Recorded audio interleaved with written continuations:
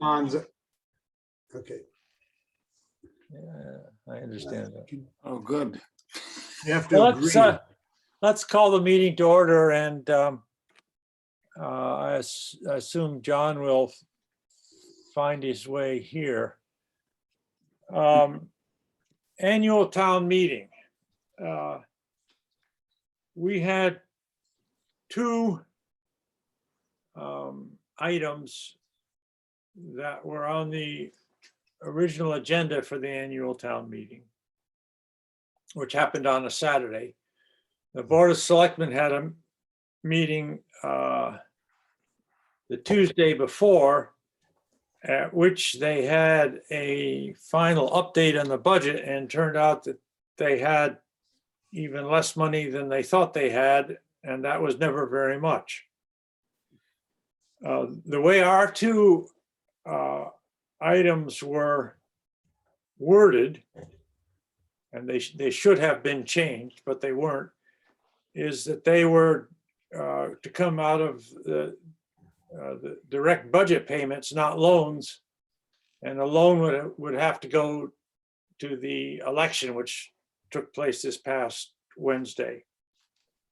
So I did some scrambling, and I've talked to John Duane about this. I had to agree that there was no chance of funding the harbor, the new Curley report study, but we were able to, with the help of the new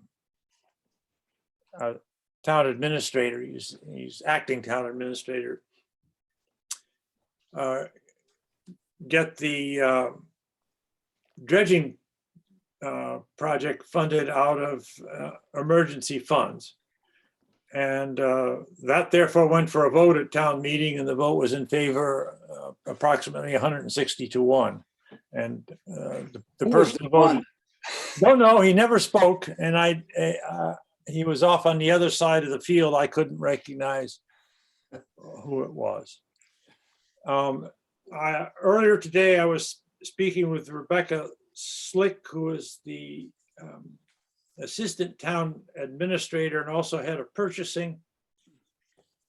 And we talked about the process for us to see if we can find a company who is willing to take the leadership in actually implementing the plan.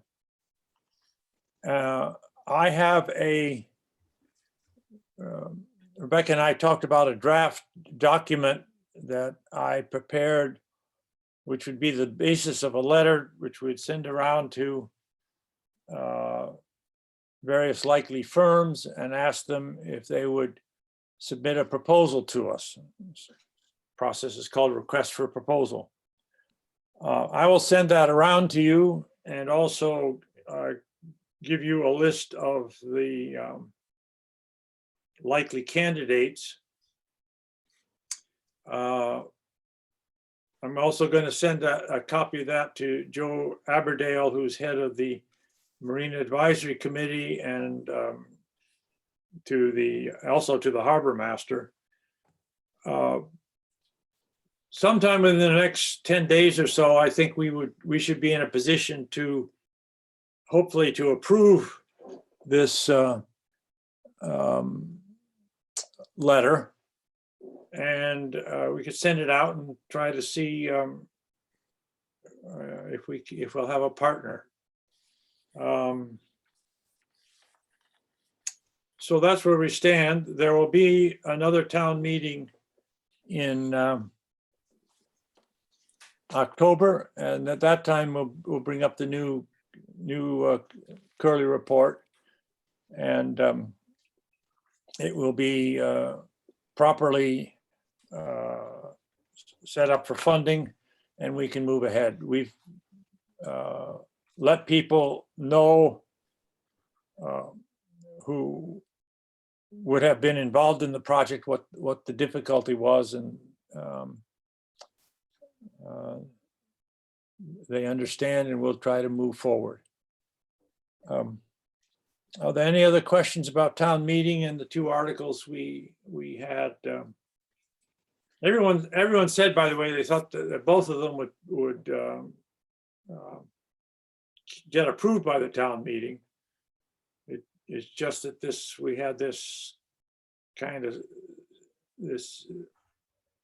had a lot of budget problems, and that's what trapped the Curly Report project. Didn't seem there to stop. generally- Didn't seem to stop people from voting for every item that was proposed, but Not only did they fly through town meeting, but they all got approved at the election. The ones that needed to go before the town election. I was very surprised by that too. It's as though the voters seem to think we're made of money. There's going to be a reaction sometime, because I think the reaction will come when people see the next real estate tax bill, which is going to go up by, I've heard numbers 12, 13, 14%. That will catch people's attention, I assume. Ponds, next item on the agenda.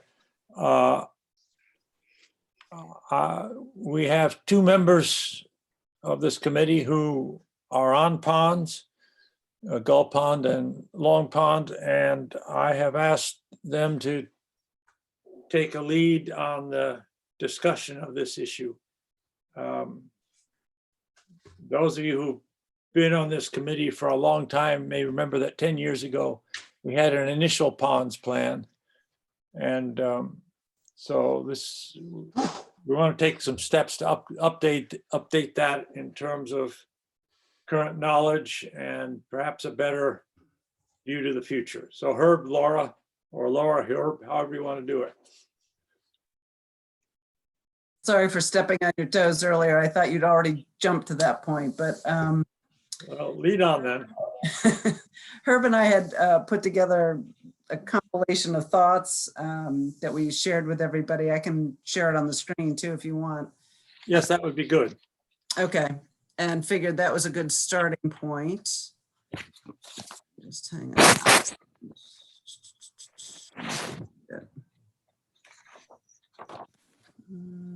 And I had subsequently had the thought, which I circulated yesterday, that I think the weakness in our own work in Gupaka and previous plans is the lack of a identified goal in what we are trying to achieve. Right.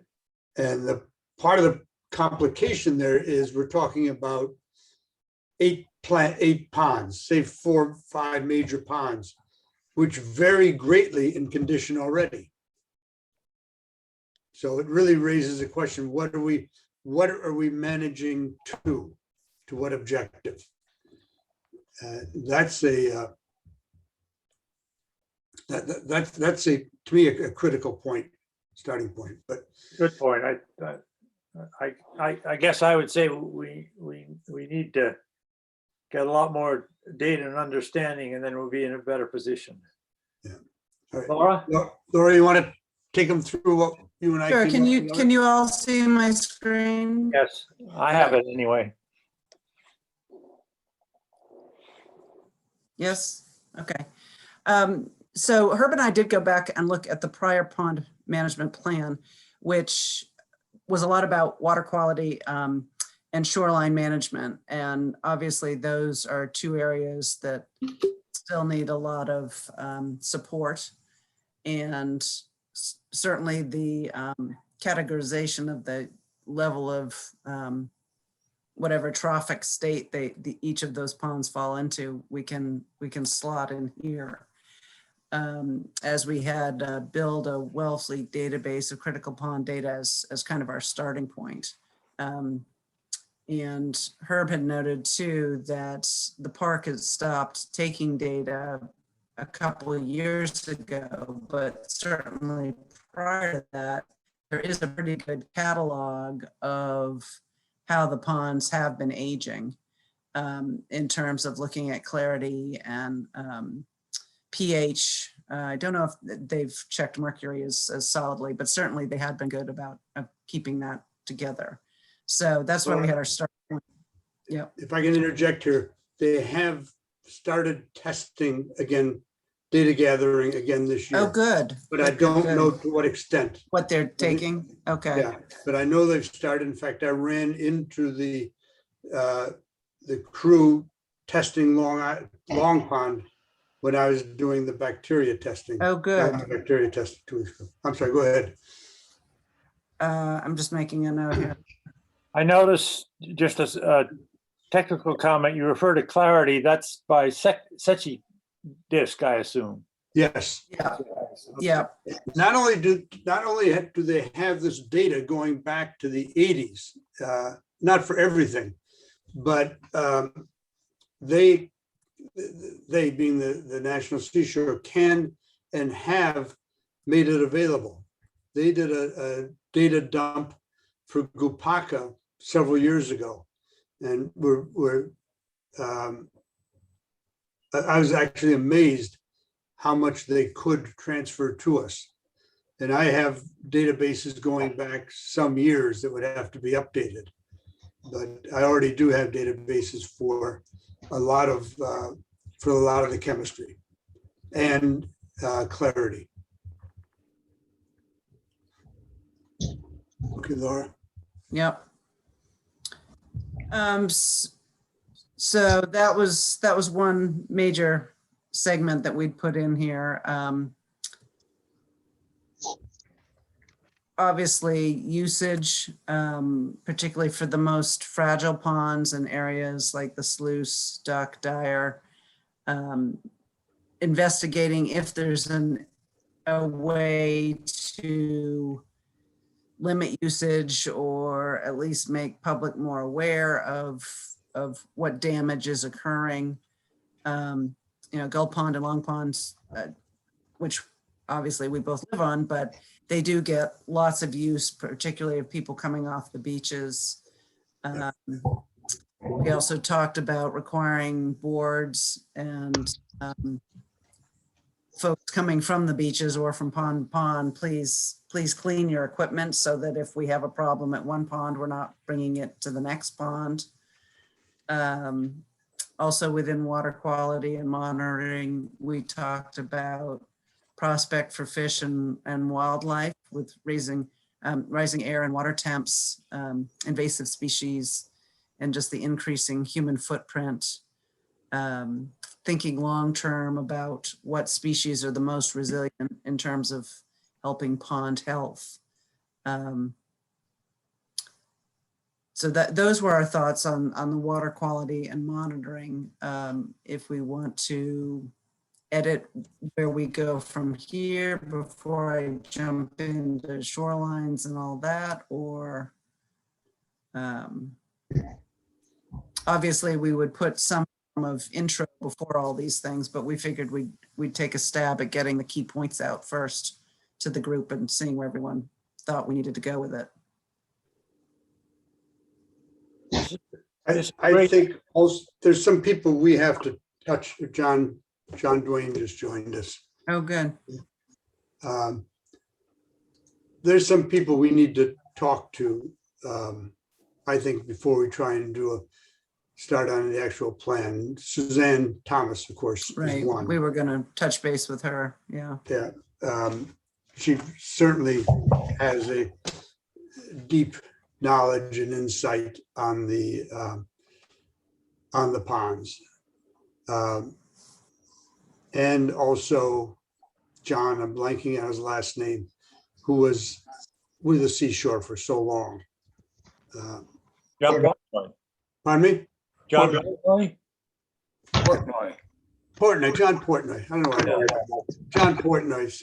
Certainly John has, I mean, he wrote the Pond Atlas. And he's still here, and I think still Right. follows all this. I can't imagine doing a plan without sitting down with John Portnoy as well and getting his input on what he regards as critical, either he and Suzanne both of them. You know, part of the issue of this for someone who's not as familiar with the ponds as you two are is the, you know, the confused state of ownership here between the town, the seashore, and the state and all these agencies that seem to have a finger on the pulse. And I guess you've been obviously looking into all that, but it is, you know, hard to tell who's in charge. It is, well, it's not only who's in charge, but who has enforcement rights and capability for the regulations. Yeah. The That's a bottom good, line is that the state of Massachusetts, Commonwealth of Massachusetts owns the body of the ponds. And of they, the great ponds. of the great ponds, thank you, of the great ponds. Yeah. And they have delegated their regulatory authority to the town of Wellfleet. Now, I'm unclear though, is how that coexists with the National Seashore and the land that the National Seashore owns around the ponds, which is of course most of the land around the ponds. The person at the, we ought to put on our list of people who we would like to meet with, the head of natural resources at the seashores is Jeff Sanders. And he would be the person who would set the basic ground rules for the seashore involvement. I think the other point is, well, the state owns the great ponds, the state does nothing. And Yes, it's up either to the people who live on the ponds or the town or the seashore to do something. The state has never been active. I heard somewhere that it was the state owned under the water, the town owned around the water along with the seashore, unless you were a private resident where you owned up to the water line or something like that. It was. Town, the state does own the water of the great ponds. The point is, Okay. the state is Right. not Doesn't doing do anything. yeah, we've looked into this carefully around Gupaka because we have every possible combination here on the Gull Pond chains. And it is that the state owns the body and the water. We've heard that as well. Yeah. The town owns only the designated town beaches, The landings. Yeah. the landings. Yeah. And the National Seashore owns all the other land around it. There's only two anomalies to that, and I happen to live next to one of them. And that's it's the eastern side of the sluice between Gull Pond and Higgins Pond and the end of Aunt Sally's Road, which is land immediately next to me, where the National Seashore, where there was a homeowners association that predated the creation of the National Seashore. And all the homeowners in that organization had the exclusive right to use those two beaches. And when the seashore bought the property, they failed to buy the rights. And after something like a 10-year legal battle with one of my neighbors, the seashore actually did acknowledge that although they own the property, they do not own the right to it. And the rights still remain with the residents. Those are the only two anomalies I know. And the other, of course, complicating factor is that almost all the roads, dirt roads leading to the ponds are private roads. Yeah. And private roads, in our case, where the majority owner of the private road is the federal government. Because we all own up to the midpoint of the roads. So it is a Complicated. complicated issue. We have also, Laura and I both have we've talked about this.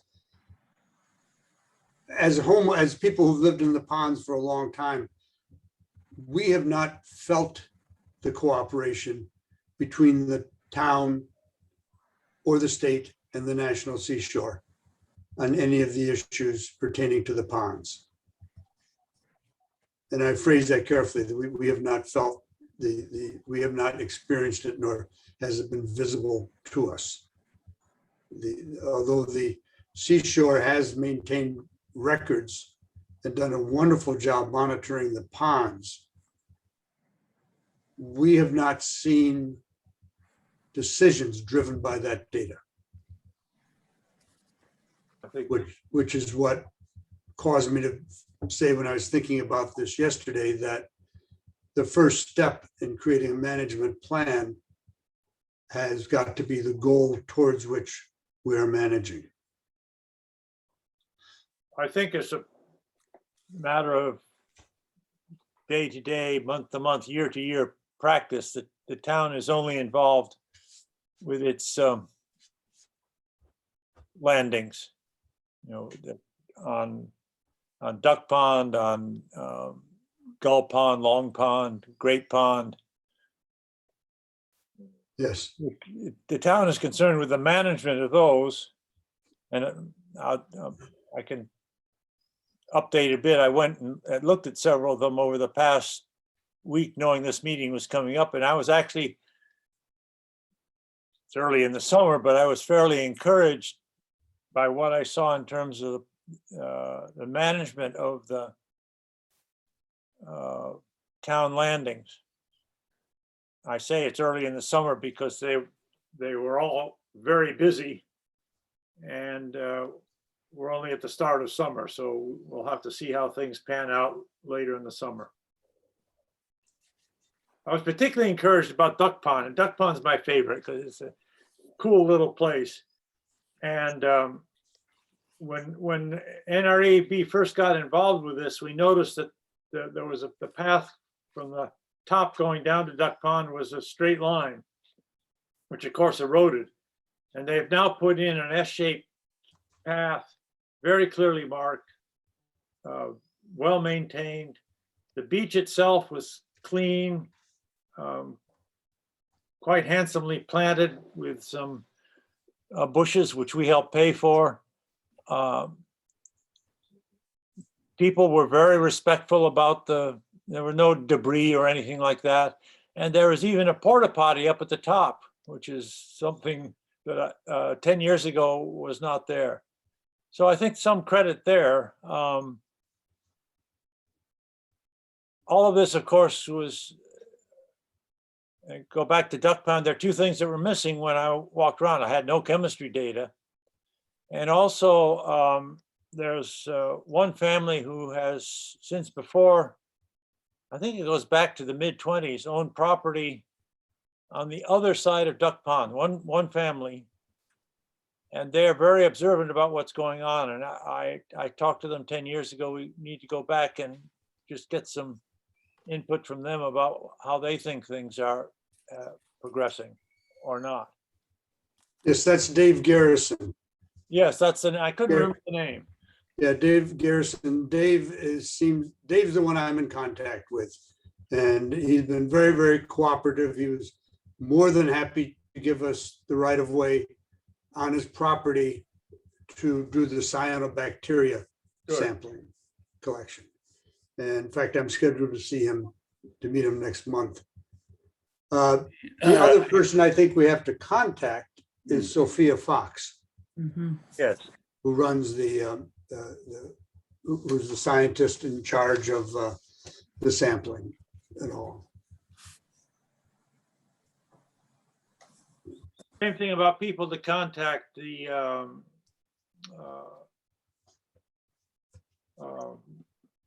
Randy, I'm drawing a blank on his last name, lives on the road going down to the sluiceway, and he's Yes, a very useful observer of what's going on down there. I was very pleased to see that the only cars there were the 4 cars parked up at the triangle. No one had tried to push down the road or park by the side of the road or do something he's there year round. social. We can get him involved. Yeah, Now, a clarification there. The general misunderstanding that the sluice is a town beach. It is not. Both sides of that are national seashore. The only town beach in that area is a small town beach leading to Higgins before you reach the sluice. yes, you're right. Thank you. That was put in as a really a boat launch for fishermen. That's supposedly the only use for it. And when I walked there yesterday, there was no one at that landing and no sign of particular use. Yeah. I have seen fishermen there, particularly in the fall season. I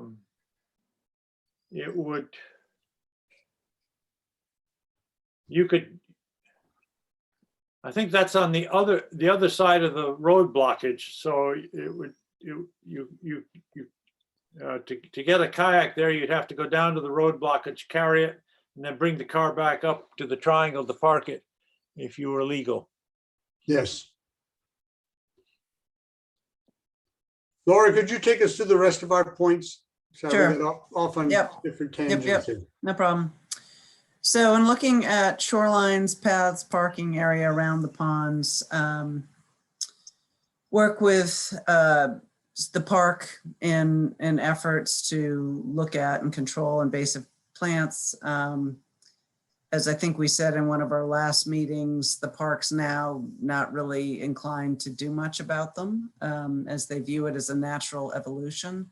And that's potentially problematic for the ponds in terms of hastening their decline.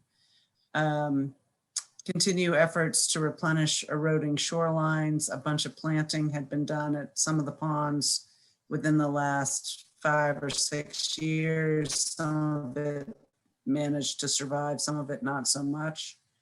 But obviously that type of work is helpful in keeping nutrients from just running right into the ponds. Work with the beach administrator to figure out what are reasonable expectations in terms of management support. Know it's a tough year for everybody to find workers, and I haven't seen a whole lot of beach monitoring going on so far at Long Pond. Although with the crummy weather, I haven't been too many other places. But figuring out how to monitor the beaches, keep a current expectation on what the town can do and not do. And let's see, we thought about a Wellfleet Park combination task force to look into removing houses that are around the ponds. They continue to decay. Honestly, they worry me partly in terms of fire, just because some of them are so old and have trees across them and into them and that type of thing. So those were the top ones that we came up with on the areas around the park. I can comment on one of them. We've learned that in the national seashore, there's no such thing as a weed. There Right. are either indigenous plants or invasive plants. And in talking to them, you just save time by only referring to indigenous plants or invasive plants, because otherwise we get into the discussion of there not being weeds. The problem that has been occurring here is we have growth of Phragmites, which are very aggressive invasive plants and difficult to control. The seashore had started a program of using Roundup, glyphosate, whatever it is. And the way they did it, it can't be sprayed because it would affect the water is they were actually injecting each plant with glyphosate. And still there was a significant public uproar over using that. They've switched to another chemical that they think they've had some success with. But plant growth is invasive or indigenous is an issue because that affects the quality, the perceived quality of the pond. When I say perceived, because we complained for many years about plant growth in the ponds, only to learn that the most visible plant that was growing was an indication of clean water, of pure water. So we really have to have some kind of sophistication when talking about that, because they're very much what affects the quality of the usage of the ponds is the amount of plant growth. And we're really fighting something here with global warming and the warming of the pond water. And that's really our probably going to be the largest issue. And the one Laura, I don't think we mentioned cyanobacteria, but that's only cropped up. Yeah, I guess we didn't. Yeah, we should have. Well, that. we have it, we do have it up in the water quality. Okay. But we can add it separately. Well, we have it there. That's a really significant issue because there is increased amount of cyanobacteria in the ponds down Brewster and Harwich in that area, and that closes them. The pond is closed for a week at least after a bloom is discovered. And that happened here once, and it's a function. It's a naturally occurring algae. The bloom is a function of temperature of the water and increased nutrients. It could become the major issue in the Wellfleet ponds, as it has in the ponds of other Cape towns. Laura, okay, I go through the rest. Let's see. Management of ponds, as Tom mentioned earlier, we did talk about just the complexity of the ownership and management between the town, the park, and the state in terms of water quality, beach management, and how can citizen efforts merge with all these different bodies, like successfully have this summer with the cyanobacteria management, to do a better job or a more well-rounded job going forward in keeping tabs on what's happening as ponds warm up and still continue to get lots of use, and how we balance preservation with usage too. We also have in there encouraged the upgrading of septic systems to at least Title V, whether there's the opportunity for the town to offer some more financial incentives for homes owned near ponds as they upgrade. It sounds like there might be from the what was passed at town meeting, this advanced, enhanced, whatever it is. It's the INA system, yeah. Right, and it just leads into either wood chips or something that apparently is fairly effective in reducing nitrogen. So maybe there'll be some incentive for homeowners to do that, especially if they're planning to upgrade anyway. Right. But, we have not been successful in Gupaka in finding a way to have homeowners around Gold Pond upgrade their septic systems, even to a Title V, if they don't wish to do so. The town evidently has no regulatory authority to demand that a septic system be upgraded. I Really? believe it's only when the property changes hands. If it stays with the family, that's correct. You can't make somebody upgrade. And there's several around Long Pond that haven't upgraded too, Yeah, which is a real which shame. is disappointing. Yeah. I mean, it would have been nice if the town and the process that was just passed of the allocation was a $250,000 for upgrading to the improved septic systems.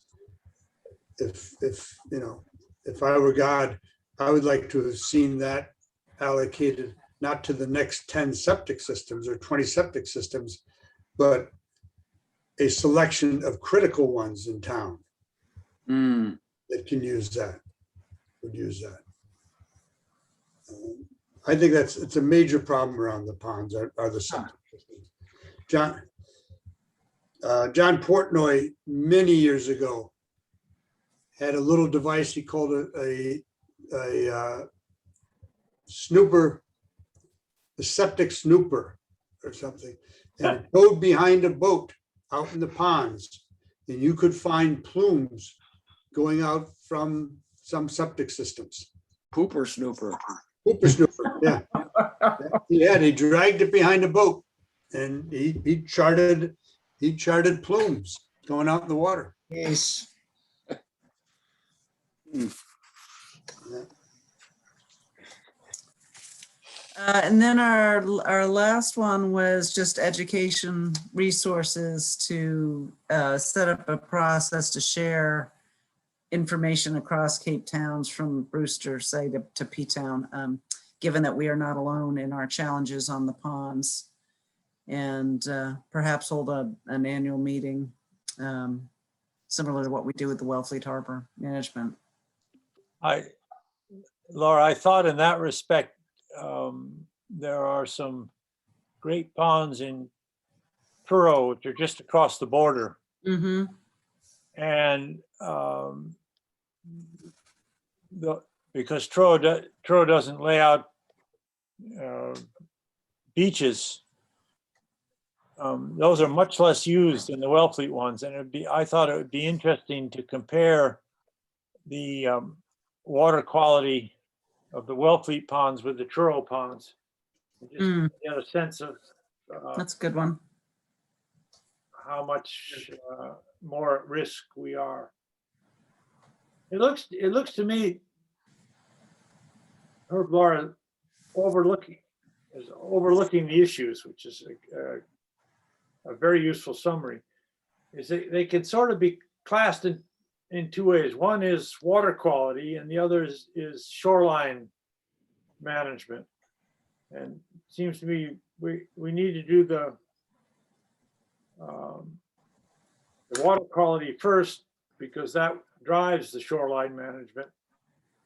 And it seems, my suggestion is that we try to organize our next meeting on ponds to be a kind of a forum and get the right people together: Sophia Fox, John Portnoy, Steve Smith, and talk about what the data is, what needs to be done next, and what actions are likely to accrue from what we know now. And then the next meeting would be on shoreline management. How do you manage the landing at Gull Pond? How do we encourage people who live on the ponds to all be upgraded to Title V or some equivalent technology? So sort of two steps. We missed one point in that, in our list and all that, and that's stopping the use of fertilizers within 150 feet of the shoreline. Laura, we missed that one. I don't think we had that one in there. Yeah. That always been one of our hobby horses. It would seem, again, so simple, but there does not, a town does not seem to have the authority to regulate that. Is that something that could be put forward as almost as a town meeting article? I mean, the ponds are so important to this town that maybe proposing that funding be established to support the Title V systems or whatever. You know, as you say, it's too bad it wasn't written into the other bill that just passed, but. Oh, I think that's worth following up on. The worry to me is since the only thing the town owns is the little beaches, is just what authority town meeting has. So I think we have to include a stop by town council before we push that idea to see what our authority is. Mhm. It may be that through Hillary's office, because she's also a health officer, there is a clear pathway, but we need to, or maybe she can only address health issues, not environmental issues. Hillary's, whenever we've brought something like that to Hillary, she's been pretty up on it. Okay, well, that's encouraging. All right. She or Suzanne Thomas Yeah, okay, that's great. have been pretty, In fact, Hillary's someone that thinking of people who should attend the meeting on water quality and on shoreline management. She's certainly one of them. John, can I clarify that? Are you trying to get an in-person or Zoom session with all these people? Well, I would greatly prefer, I prefer, what I'm thinking is this would be the agenda for an NRAB meeting, nothing else on the agenda. Just talk about the water quality and talk about invasive species and the consequences thereof.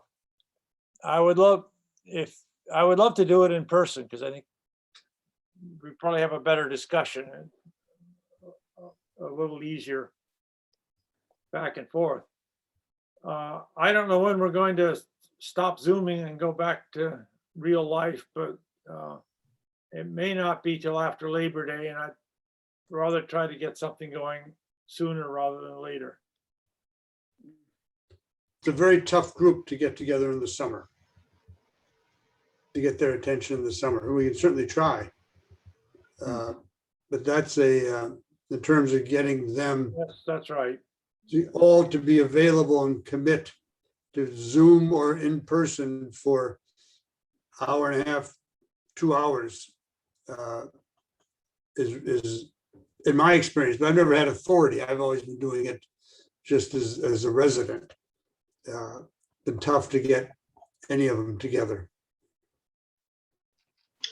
Hey, John, can I make a suggestion too about the water quality issue in the ponds? I think that when we're talking about septic systems, Title V is a nice code that, it sets a minimum standard, but I think we should try to figure out a way to make it attractive for people to do an INA system, because it seems like those systems are the cutting edge of really reducing the amount of nitrogen that leaches out into the ponds. And like anything else, if there's some incentive, I honestly forget how much Kurt mentioned that, that there would be a credit of some kind, but if there was some kind of financial incentive for doing it, that's what's going to get people to say, well, maybe the time is right to do it. So I think that the bottom line is there's two separate issues: Title V, or do we want to go for these INA systems, which seems like the new technology? John, I wholeheartedly support that. In fact, I would, rather than push for Title V, I would make the push right for the INA systems. I agree, and I think that should be our position. And if we come up with a way to incentivize people for doing it, it's going to help a lot. Right now, it's property transfers. That's it. That's the only requirement that people. And then again, that just requires Title V upgrade. It doesn't really mandate anything else other than complying with Title V. Yeah, and before you came on, I think we mentioned that would have been nice if what just passed in the town which was $12,500 grant, if that could have been allocated to the most sensitive areas. But there are two incentives that I can think of. One is a financial grant like that, and the other is a upgrade in the number of bedrooms allowed by one to a house that puts that system in. 4 to 5 bedrooms, 3 to 4 bedrooms, whatever it might. Right. That gets a little sticky. I mean, it's not just then you get into whether you're talking about, okay, do we need to expand the size of the structure? You know, when it comes to the Park Service guidelines, I believe it's 150% of what was there in 1963. So if you've already been expanded once, and then you want to go add another bedroom, which might require another room added to your structure, it might get a little bit dicey. I don't want to get into that too deeply, but that's very interesting to me because that had been fought and adjudicated that the National Seashore has no zoning authority and cannot regulate that it is now strictly under the town zoning regulations. No, that's correct. And, you know, and then what happens is people flaunt it like some folks in Truro have done. So it is, you're correct. National Park Service guidelines honestly don't mean anything except for the fact that you're going to be in the good graces of the seashore. I think there's a big difference between nitrogen management in the harbor and nitrogen management in the ponds. Nitrogen management in the harbor is being driven by the state, which has regulatory support for the position that the nitrogen loading in the harbor has to be reduced below a certain level. And if the sort of measures that we approved at town meeting don't work, the state has the authority to come in and say, you got to do a sewage system. The number which was being floated around at town meeting was 200 million. There's nothing like that in the ponds. No. The state has not prepared a standard, and therefore there's no financial incentive for the town to move forward. So we've got less clout on the ponds, and maybe that's an issue we ought to think about. Since nominally the state does own the Great Ponds, and it would be interesting to see what's happening in places like Brewster and Dennis, where they do have problems. Is this who's pushing the remediation? Is it local or is it state? I've always felt it was local. Everything I've ever heard was local. Yeah, I'm suspecting you're right. It would be good to confirm that. Yeah. One guy who monitors this one person is Andrew Gottlieb. Yeah. He has a pretty good handle on it in all the towns, and he's a great advocate for systems other than septic systems. Yep. His point always is that a Title V septic system is designed to separate human waste from humans. That it is not, there's nothing in the design of a Title V or any septic system to stop nitrates from going into the groundwater. And that's the advantage of the enhanced systems that are now being introduced. So maybe Andrew could help us summarize what's going on in some of the other towns. I think let me suggest the action out of this is if Herb and Laura, you could prepare a draft agenda for our next meeting on ponds. And my suggestion is this would focus primarily on the water quality data with a list of who should participate. And I accept that the scheduling is going to be difficult, but you know, we'll never get anywhere if we don't start. I agree. So I would, Laura, do you agree on that? Yep, that's great. I would also like to take, Laura, take a draft at expressing a goal for the management plan. I really think there has to be a statement of this is what we're managing to. I've And got a sound bite, but we do need a bigger one. Yeah. yes, and a more specific one. Down, and it may come down to clarity of X amount in the various Yeah. towns, or nitrate loading, but there should be a measurement, a measurable basis for annually checking whether or not the management plan in place is having the effect we want it to have, or whether actions have to be increased or decreased. Herb, I think we agree that it's got to be facts driven, because you'll be creating some costs which will be borne by the abutters on the ponds, whether it's the town or the seashore or the private citizen. And so there needs to be some leverage to drive action, and water quality data is I think the biggest leverage that we might have. Yeah. So have a crack at it, but remember, we need a driver to get people to take steps. I have maybe a dumb question, but what does in current tropic states mean? Trophic.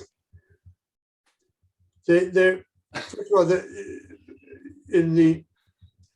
we are fighting a battle here. The natural progression of a pond, any pond anywhere, is from a pristine pond to a field, fully grass field. And that whole process basically is called eutrophication. And there are classifications of the trophic state of a pond, from pristine to mid-level to basically damaged.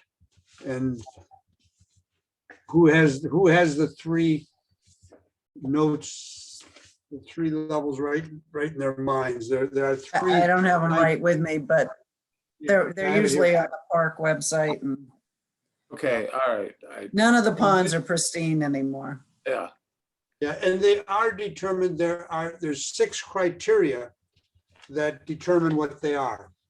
And it has to do with visibility, with Clarity. dissolved oxygen, which is critical, Yep. with plant growth, and I think 2 or 3 others that define the trophic state of a pond.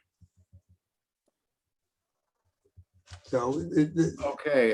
Is for the uninitiated who would be reading a document, I mean, this is for our own consumption, but if a report is written that goes on to, like our website or the town's, it might be worth giving a line or two to sort of define what we're talking about here.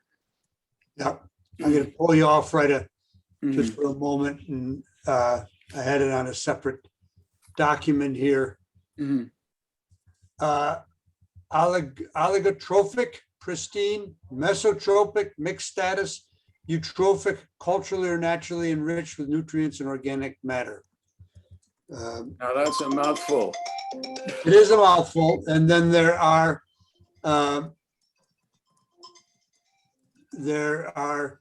the parameters are dissolved oxygen, transparency, amount of nitrates and phosphates, plant growth. Well, one of the things that's worth remembering though, Herb, is that some of the ponds may be naturally eutrophying. Well, that's the problem we have. Is Right. that I've got to get myself back on this. Because I think you could make a case that Williams Pond is along that way, and there's another one which is Yeah. entirely privately owned. I think the name is Tinicum or something like that. I've forgotten the name. And it's a very, very shallow pond, and that's on the way to being a meadow. Yes, yes, it is. Yes, it is. I got to get myself back visibly in this meeting. I can see you. You We can see you. Mhm. That's very funny. I've just got to, let me try and get this again properly. I would say leave well enough alone. I'm going to leave well enough alone. Absolutely. As long as you can see me. Yeah. Anything else? Do we have at least the start of an action plan? Yeah. Laura, are you happy with that? You and I following up on getting together a proposal? Yeah, we can work on a draft agenda and who should participate, and I'll send a few things we've added here to you all. And Laura, can I ask you a question about the deteriorating structures around the ponds? That was something you mentioned as being a problem, a fire hazard. Are those properties ones that the government took, or are those ones that are still privately owned? They were surrendered to the government Yeah, that is a 20 problem. plus years ago, and Yeah, they just, they just fall apart and there's nothing being done with them. Well, I know there was one that the fire service burned down as a practice drill, but Well, there you go. I mean, that's a plan at least. well, Yeah. there was another one that was here near us on across Ocean View, just pretty close to the bluff overlooking the ocean, that was burned down by arsons. But very carefully done. They burned it on a rainy night. Hmm. Structure is gone completely, but they didn't start a fire around it. Nobody ever determined who it was who did that. if it happens around Long Pond, we're all toast, because there are two that are right in the middle of all the trees, and it would take out pretty much everything. Yeah. Is there a Is that on your side of the pond, Laura? Or the other There's side? one on our side and one on the, there are two, either side. Have you gone to the fire department? I mean, if you think there's a threat to you and your home, go ask the fire department to make a judgment. Yeah, we've talked to lots of people. It would be a good idea to get a total number of structures we're talking about here, because, you know, the government can't just take them away and leave them rot into the ground, which seems to be their plan. Oh, that is what they're doing. It's been the Right. plan for 20 years. I mean, Well, I think something's got to be people done would- about that. It's an eyesore and a fire hazard. I think neighbors would chip in to get rid of it because of the concern about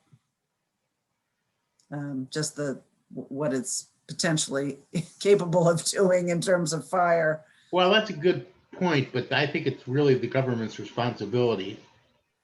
You know, they set these guidelines, and then people need to surrender their houses if they built them after 63 or whatever the date is. So there's just something wrong about that whole, the way that they took these properties by eminent domain or by condemnation, and there has to be a better plan. Yeah, well,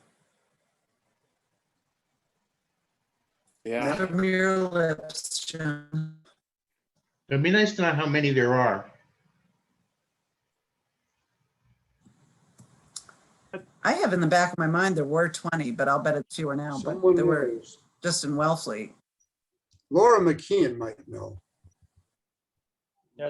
That's some point we can bring this. I'll ask her. I just sent her a note about some trees that Yeah, were. I and know. it's not just the ponds, they're all over. I mean, I know that, I Yeah. know of one that was right at Newcomb Hollow that's probably gone. I don't know what happened to that house. Somebody There's named another Brent. one just up Snake Creek Road from where we live. And well, there's two of them actually. The File property and where the Rosenbergs used to live, but they're going to be Yeah. history Right, when the Herring River restoration takes place. Yeah, no, they're in Long Pond now. Yeah. That, okay. Let me move on to the next point in the agenda, which has to do with our charter. And this was, I think, written for us over 30 years ago, 35 years ago, annual town meeting 1987. And reading it, I had a few comments. One, it talks about a harbor management plan. Fine. The word ponds never appears. So I think that in a revised charter, besides a harbor plan, we should have a ponds plan. We went ahead and did one, even though it wasn't part of the charter. That's the first question I raise. The second question I raise is, it's ambiguous about the relationship between us and the Shellfish Advisory Board. Because the second item in our current charter is the continuous review and updating of the Shellfish Management Plan and the Harbor Management Plan. That seems to imply that we have some sort of lead responsibility in terms of the Shellfish Management Plan. I think there ought to be a Shellfish Management Plan, but I don't think it should be a cooperative venture. And the third part was identification of natural resources within the town of significant importance. And that goes back to 1987, but since then we have the Open Space Committee and the very active Wellfleet Conservation Trust. So I think that our third point should be rewritten to be more of a cooperative venture rather than a lead venture. Our lead would be the harbor and the ponds, and the cooperation would be other natural resources. As the town gets built out, it's very hard to find those other natural resources. So I had drafted for you to think about, for us to think about an alternative charter, which we'd have to take to the select board and see if they agree. Don't plan to have a vote on that now, but any comments or thoughts would be helpful. I think I'll ask for a vote at the next meeting. Give you a chance to think about it, but those were my concerns. So any comments or thoughts? I think it looks pretty, pretty straightforward and clean, John. You know, it sort of ties up what you just said and maybe clarifies some of our position here. I only question whether we should, and this really a question, I don't know the answer to this, whether we should also be designated as the contact with the National Seashore. Is there any agency in the town that has written into their charter maintaining a relationship with the Cape Cod National Seashore on any issues? No, and that's an interesting thought. I'll make a note about that. I always find that such a lack, living, because Yeah, Laura and I live in a legal no man's land. We really live between the town and the national seashore.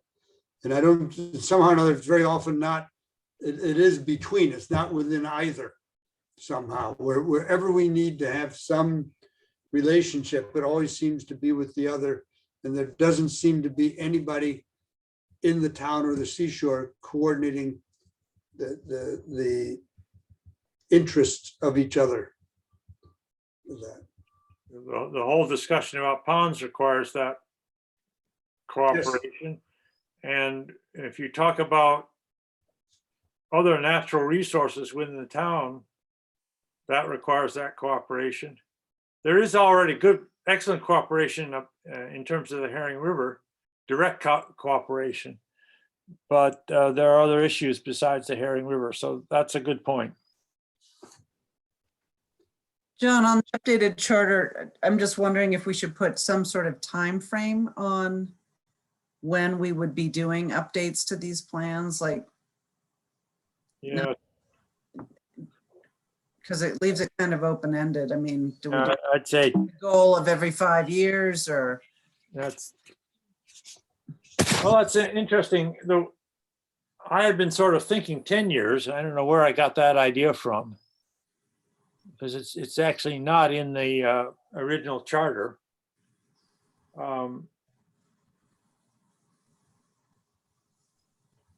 What we did this year was really an update. It wasn't, I mean, we're calling it the third harbor master plan, Right. but it wasn't the whole thing. Or maybe it doesn't need to be said if it's a continual work in progress, but just so we're living within our charter, that's what. Yeah, I maybe 10 years.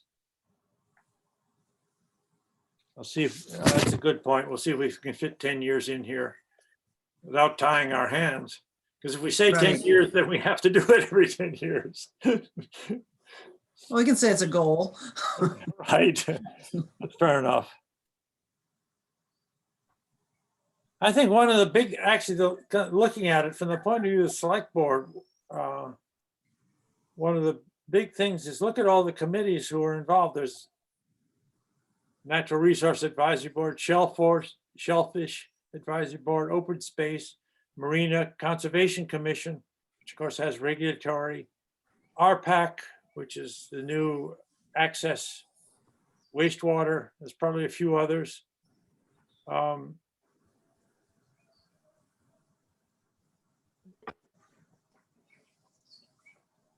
It may be that triggers a whole discussion about all the committees we have, and perhaps the select board would want to think about that. I could see where the Open Space Committee and this committee could be combined, but I don't think you get approval from the people at the Open Space Committee. Well, the Open Space Committee is in a kind of a state of flux right now with a number of members departing. So we shall see. Yeah, I think Bruce wants to resign and he's got no one to take his place. Not resign, retire. Resign is unfair. As chairman, right? Yeah, right.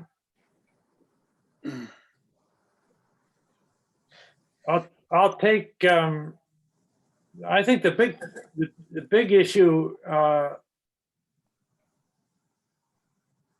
John, and you might raise this at a Shellfish Advisory Board meeting, is are they planning to do a plan? And if so, to what extent would they cooperate with us? I can remember when the last plan they did right after our harbor management plan, which was in 2005. And at that time, they felt that while NRAB didn't write the plan, at least we could drive it. We could encourage it. I think there should be a new shellfish plan, but I don't know if that's on the agenda. I would also chime in that SAB is sort of in flux right now too. Jake's leaving. I actually told him I wanted to leave this summer too, but I'm sticking around through the fall. So they're looking for some new members, and I don't know, Becca's doing a good job keeping it together. I don't know. I have no idea where on the list of priorities the shellfish management plan is. I think it's probably pretty low. May I ask, is Jake leaving just because he's busy? I mean, he's got growing family, or he hasn't said? Honestly, I did not ask him. It's he just wrote a simple letter of resignation and he's done. So June 30th, he was gone. Okay. And he's a good guy. Maybe we should recruit him for NRAB.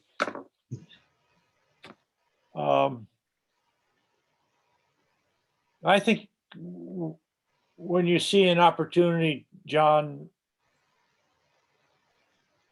maybe the both of us should talk to, before we complete this charter, that's the one real ambiguity in there, is what's the relationship. I mean, you can't do a shellfish plan without being aware of the consequences of shellfishing for the rest of the harbor. You can't do a harbor plan without being aware of the consequences for shellfishing. So there's a relationship there that has to be managed. So SAB is meeting tomorrow. I'll mention it. It's not on the agenda, but I can certainly Get people thinking about it. Yeah. You know, it's an interesting agenda, by the way. I saw the agenda. I won't go into that here. Okay. I saw something else on our agenda. Let me find all the bits I've got. I'm surrounded by paper here. Yes, John, I think you had talked about this idea of a NRAB at Wellfleet right. -mass.gov. What would that enable us? What is that? What would it enable us to do? Well, it's real easy. I mean, the bottom line is anybody that ever has any communications with our board, it's just setting up a remote email address so that when somebody types in NRAB at wellfleetmass.gov and sends an email to it, it gets forwarded to all the members of the board, including you. So in other words, it's a way to communicate that way. I mean, I've got a group mail with all of us in it, but it seems to me that it works flawlessly when I do whenever I want to say anything to SAB, it's just easy for me to hit that link and the email goes to everybody on the board. So that way you can actually have a dedicated email. It will be posted on the town website. And if anybody wants to send anything to NRAB, they could. It's just a matter of setting it up. And the only time it becomes an issue, which isn't really an issue, is when people come and go from the board. Jeannie Mack, I honestly forget who, I think it was she who put it together, needs to remember to remove members and add members as they come and go. So if someone outside of this, well, first of all, this is an email which is sent to this site, NRAB at wellfleet-mass.gov. Does that become public, or is that only members of the committee have access to it?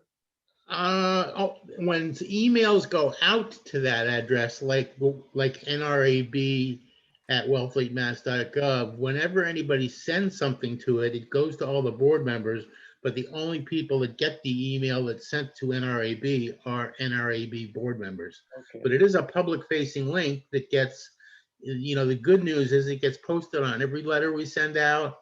So whenever I send out a letter on behalf of the Shellfish Advisory Board, it's got that link right at the bottom of it. Instead of my name, it says from the Shellfish Advisory Board, SAB at wellfleetmass.gov. So it makes it easy when I get correspondence from whoever at the Division of Marine Fisheries or wherever, that they can, somebody at DMF or whoever we're sending stuff to knows they click that link, they type in a message, and it's going to the whole board. So public facing, yes, but nobody has access to it but us. Well, I guess that's a vehicle for more public participation and comment. Are there any objections or concerns to giving this a try? None. What sort of volume of activity do you think there'll be on this? I mean, we all get 200 emails a day. Yeah, what do you think? I don't think our email boxes are gonna be jamming up anytime soon. All right. The honest answer is it doesn't really, the only people that ever use it are mostly board members. However, Mm. you know, it just makes it easy. It makes it easy for everybody. Jennifer at the town hall, Rebecca, they can all just type in NRAB at wellfleetmass.gov and they can know that it's going to the whole board. It makes things simple. You know, most of the, you know, all the regulatory boards in town have one, BOS at wellfleetmass.gov, you know, and it shows Shellfish. I think Shellfish may be the only advisory board that has it. I just don't know, but we just decided a long time ago was the way to go. We have not run into any problems with it. Welcome to contact Becca and see if she thinks it's, you know, cumbersome to use it, but it's honestly, it's just another way to simplify things when letters go out. Instead of using your personal email address for, again, we're sending something to Sarah Pete, okay? You send something to her. Instead of having my return address or your return address individually, she can reply to the whole board. And, you know, people like that. It's definitely the way of the future. 10 years ago it was the way of the future. So we should probably have it. I move that we set up this NRAB town mailbox, I guess you'd call it. Yeah, I think John's probably going to be best if it comes from you to contact Gene. Yeah, but I just made a motion. Yeah, that's fine. I'll second it. Any further discussion? All in favor, please raise your hand or say hello or something like that. Okay. All right. 5-0, and I'll talk to Jeannie Mac. Just want to make sure it's my personal email, not my work one. You can have it sent to wherever you want. And if you decide you don't want to get them, you can opt out of it and it'll go to the rest of us and not you. Mm. But just, yeah, make sure you give Gene your personal email address. And that's true because I have a couple of different ones too. She's got mine. Last item on the agenda is we had a meeting on June 10th. That's the one that started with Kurt Felix and Scott Horsley making a presentation. I circulated some draft minutes. I need, if there are any changes, to be informed of that. Otherwise, I need a motion that we approve the minutes. I'll move that we approve the minutes. Is Second. there a second? Herb, you second? Yes, I second it. Any discussion? All in favor? Again, all hands up. Thank you. I love it when my minutes get approved so easily.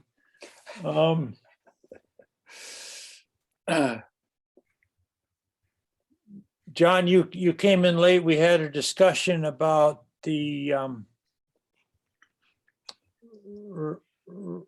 request for a proposal for the dredging article. I have a draft letter that we'd send out to likely candidates. I talked about it this morning with Rebecca Slick, who's the town purchasing agent. Very helpful discussion. So I have a few comments, changes I want to make in it, then I'll send it around to you as a group for your thoughts. I'm also going to send send it to Joe Aberdale and the town harbor master. And probably try to get to a vote pretty quickly to approve it, so I can send it out to people who might be interested. I think, John, we've discussed that the article about the Curly project will come up again, I am told, at the October town meeting. Okay, we'll need to rediscuss what we're gonna ask for, and that's fine. Yeah, And we'll have another discussion later this summer about that. All right, and I also want to apologize. It was inevitable that I was gonna get backed up in the summertime, but I thought I budgeted plenty of time for one appointment in Eastham, but I just got backed up. If I was smarter, would have brought my phone. No problem, John. You got here for the important discussions. Okay, I guess we're done. Motion to adjourn. I move we adjourn. We're doing things properly now. All in favor? Aye. Okay, and enjoy your summers. We'll be back in touch shortly. Take care. Thanks all. Thanks. Thanks, See everybody. y'all. Bye-bye.